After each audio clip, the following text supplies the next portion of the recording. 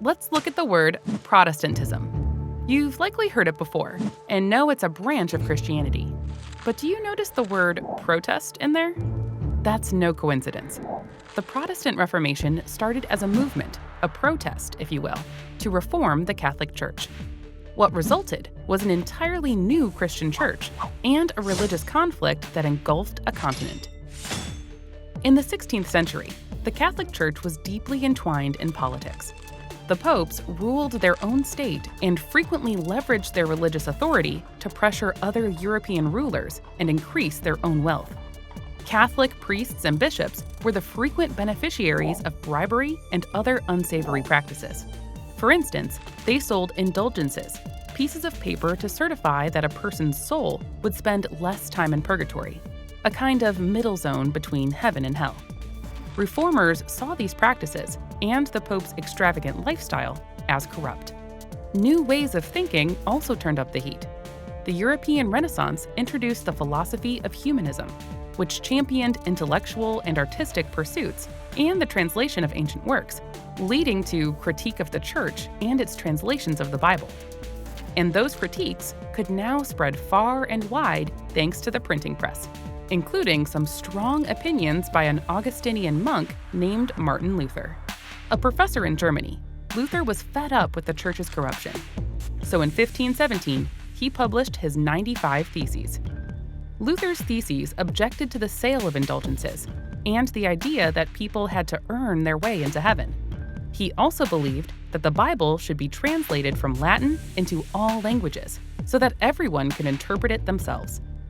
As his ideas spread, the powers that be of the Catholic Church excommunicated Luther in 1521. But Luther wasn't the first person to challenge church authority, or the last. In Switzerland, Huldrych Zwingli had already been raising similar arguments to Luther's in his 67 articles. Later, French lawyer John Calvin converted to the newly dubbed Protestantism with his own interpretations of church teachings. And in England, King Henry VIII took advantage of this tumultuous time to create his own church that both increased his power and allowed him to divorce his wife. Well, wives. Of course, these men weren't the only influential reformers. There were also plenty of women behind the movement. Because Protestants believed that everyone should be able to interpret the Bible, they supported women's literacy. This movement led to female thinkers, like the French writer Marie Dantière, who advocated for women preachers, and Olympia Fulvia Murata, whose letters and translations of religious texts were influential in Italy. And then there's Bavarian scholar Argula von Grumbach. She stirred up controversy when she defended a young lecturer after he was expelled from his university and imprisoned for spreading Protestant ideas. Von Grumbach published an open letter, and it became a best-selling pamphlet.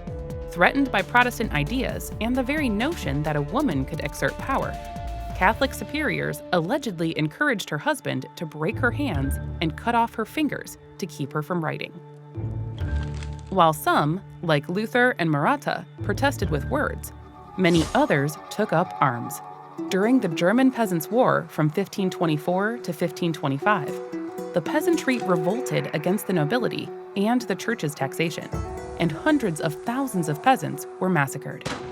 In France, a 36-year-long war pitted Catholics and Protestants against each other at the cost of some 4 million lives.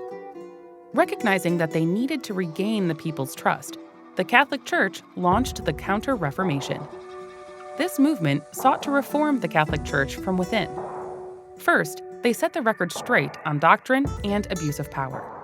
Then, to bring more people to the Church, they embraced the intellectual bent of Protestantism through religious orders, like the Jesuits, who were essential in converting people to Catholicism, many unwillingly, across the Americas, Africa, and Australasia. Religious tensions erupted in 1618 when Ferdinand II, the future Holy Roman Emperor, tried to make his lands Catholic territory. The Protestants revolted, and the 30 Years' War, one of the deadliest conflicts in human history, began. The end of the 30 Years' War is generally considered the end of the Reformation. This brutal religious conflict reshaped Europe's politics and social systems for centuries to come. But one of the biggest outcomes of the Protestant Reformation happened on another continent, with the colonization of North America. Many English Protestants became colonial settlers as they sought religious freedom across the Atlantic Ocean.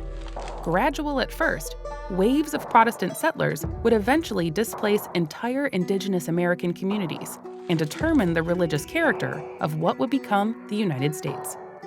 Ironically, just because colonial settlers sought religious freedom doesn't mean they extended that right to others. And so, the struggle for religious freedom and freedom from religion continues today.